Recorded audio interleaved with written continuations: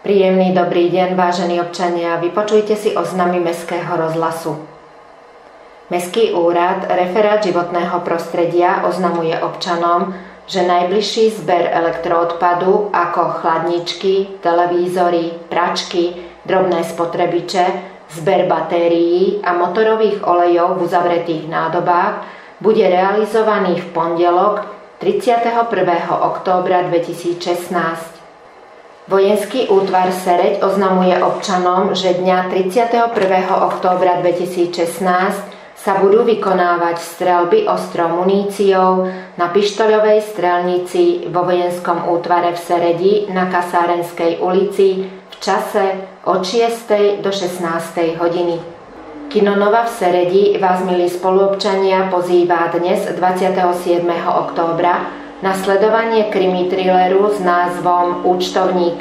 Začiatok predstavenia je o 19:30. Oznamujeme priaznivcom futbalu, že v majstrovskom zápase 2. ligy Západ sa stretnú ŠKF Sereď, FC ŠTK 1914 Šamorín v nedeľu 30. októbra o 14:30 na štadióne ŠKF Sereď.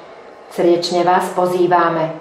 Hádzanársky klub oznamuje športovým fanúšikom, že v nedeľu 30. októbra o 17. hodine odohrá družstvo žien prvoligový zápas z MHK Šurany. Súčasne vás pozýva na zápas slovenského pohára medzi družstvami HK Slavia Sereď a Lodiar Zlatná na Ostrove, ktorý sa uskutoční 2. novembra 2016 o 18:30 v športovej hale Obchodnej akadémie v Seredi.